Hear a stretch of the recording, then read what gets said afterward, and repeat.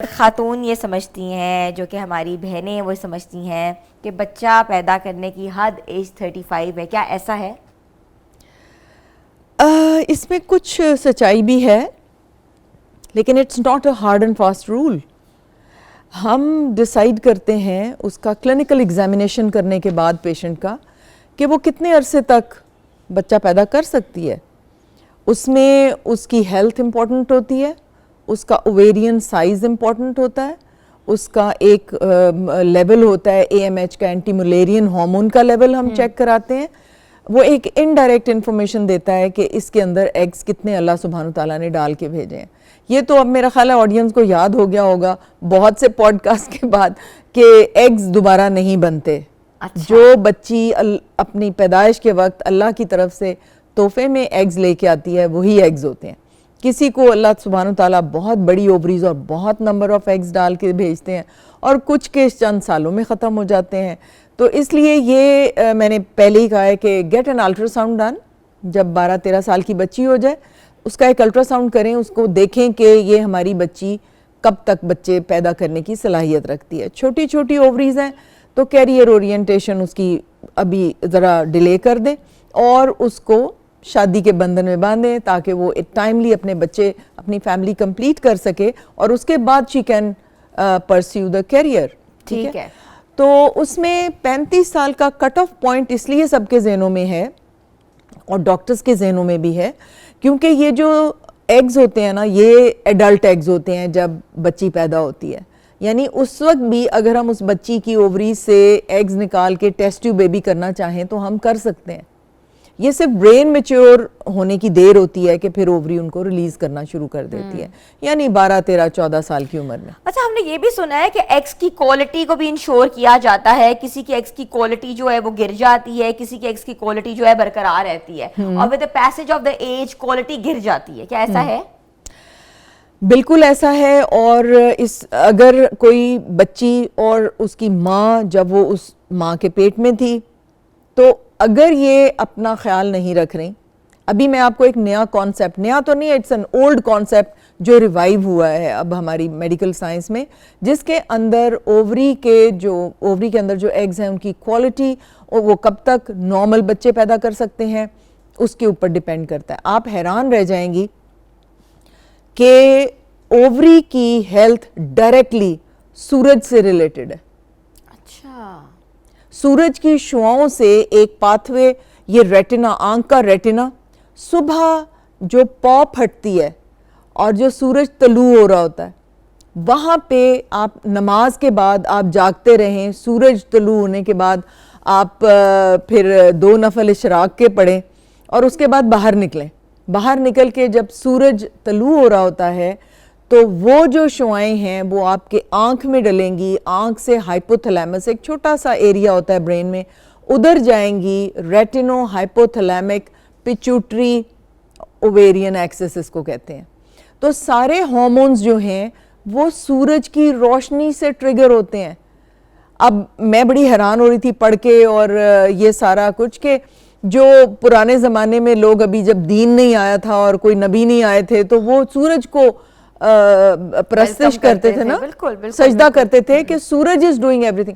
Indirectly may be they had a knowledge کہ سورج ہی ہمیں ٹریگر کرتا ہے اور ہمارے سارے ہارمونز. تو یہ اگر آپ اس کو کہتے ہیں سرکیڈین ردم آف دا باڈی، یہ جو سرکیڈین ردم ہے یہ ٹریگر آن ہوتی ہے ود سورج کی شعائیں، اور یہ سرکیڈین ردم سارا دن چلتی ہے. اور اس کے بعد جسٹ عشاء کے بعد پھر یہ آرگنز جو ہیں یہ ریسٹنگ موڈ پہ چلے جاتے ہیں. یعنی صبح 2 بجے لیور جاگ جاتا ہے پوری طرح، اور وہ پوری دن کی جو ٹاکسنز ہیں، جو چیزیں ہیں، ان کو سیدھا کر رہا ہوتا ہے، سارے سسٹم کو سیدھا کر رہا ہوتا ہے. بٹ اگر آپ سو رہے ہیں، آپ نے پورے دن کی اس سرکیڈین ردم کو فالو کیا ہے اور اس کے بعد آپ سو رہے ہیں، تو پھر آپ کا لیور جو ہے، باقی آرگنز جو ہیں، وہ سارے اپنے اپنے ٹائم کے ساتھ کام کرتے ہیں. یہ بڑی امپورٹنٹ بات ہے. اور ہم نے وہ سارا سسٹم جو ہے، وہ سرکیڈین ردم جو ہے، وہ سائیکل کو الٹا کر دیا ہوا ہے. اٹھتے ہی ہم اتنی لیٹ ہیں. تو اس لیے دس از اے ویری امپورٹنٹ پوائنٹ. اس میں انڈومیٹروسس, فائبرائڈز, کینسر, ہر طرح کا cancer, infertility, you name it, یہ سرکیڈین ردم کو ڈسرپٹ کرنے کی وجہ سے یہ انڈوں کی کوالٹی. پھر ایک جو کرونولوجیکل آپ کی جو ڈائٹ ہے, یہ ایک نیا کانسیپٹ ہے. جو کرونو ڈائٹ ہے وہ بڑی امپورٹنٹ ہے.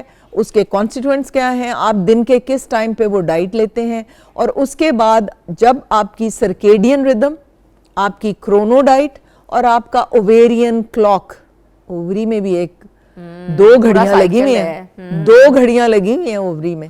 اووری میں ایک دن کی گھڑی ہے, بلکہ 3 گھڑیاں ہیں. ایک دن کی گھڑی ہے, ایک مہینے کی گھڑی ہے, اور پھر ایک لائف ٹائم کی ایک گھڑی لگی ہوئی ہے جو بائیولوجیکل کلاک ہے, جو بتا رہی ہے کہ ٹک ٹک ہو رہی ہے. جن کی اووریز چھوٹی ہیں ان کی گھڑی بہت تیز چل رہی ہے, ٹک ٹک ٹک ٹک بہت جلدی ہو رہا ہے. جن کے ایگ زیادہ ہیں ان کی جو ٹک ٹک ہے وہ بہت آہستہ ہے. تو پلیز ان چیزوں کو سمجھیں. یہ ہمارے جو پرانے اینسیسٹرز سے, جب ابھی سائنس بھی نہیں آئی تھی, ان کو پتا تھا کہ ہم نے صبح صبح اٹھنا ہے, ہم نے سورج کی روشنی دیکھنی ہے, ہم نے سورج کو طلوع ہوتے ہوئے دیکھنا ہے, ہم نے اپنا سارا وہ ٹریگر کرنا ہے, اور رات کو ہم نے 7-8 بجے سو جانا ہے. اور وہ کتنے ہیلدی لوگ تھے. اچھا یہ مجھے بتائیے گا کہ یہ تو ایک آپ نے بتایا نا کہ جس طرح بائی گون ڈیز میں ہوتا تھا, مگر آج کل آپ کو پتا ہے لائف اسٹائل بہت چینج ہو چکا ہوا ہے. ایوری ون از ورکنگ, اور خواتین جو ہیں آج زیادہ کریئر اورینٹیڈ ہیں, ورک اورینٹیڈ ہیں, جن کی شادیاں بھی لیٹ ہوتی ہیں. تو جو شادیاں لیٹ ہوتی ہیں, جو ونڈو ہوتی ہے 4-5 سالوں کی ہوتی ہے. اب 4-5 سالوں میں ڈاکٹرز کہتی ہیں سارے کے سارے بچے ابھی کر لو. کیسے کر لیں 4-5 سالوں میں بچے, کیونکہ ٹائم نہیں ہے, ان کو پالنا کیسے ہے, آپ کی روٹین ہے, آپ نے کوالٹی لائف دینی ہے, کیسے دیں؟ آپ کا یہ بڑا پرٹیننٹ کوسچن, بہت ہی امپورٹنٹ, بہت ہی ویٹ والا کوسچن ہے, لیکن میرے پاس کوئی اپروپریٹ آنسر اس کے لیے نہیں ہے. ہم بہت زیادہ کیریئر اورینٹیڈ ہو گئے ہیں, ہم بہت زیادہ مٹیریلسٹک ہو گئے ہیں, اور ہم اللہ کے اوپر تو کچھ نہیں چھوڑتے نا. اگر آپ نے دیکھیں قرآن میں دودھ پلانے کا کیا ہے, 2 سال بیٹی کو پلاؤ, ٹھیک ہے نا, 2 سال اور اس سے تھوڑا سا کم بیٹے کو پلاؤ. اب یہ جو دودھ پلانے کا ٹائم ہوتا ہے یہ اووری میں سے ایگ نہیں نکلنے دیتا. ایکسکلوزیو بریسٹ فیڈنگ جو ہے اس میں فیملی پلاننگ ہو رہی ہوتی ہے. Exclusive breast feeding is a type of delaying pregnancy.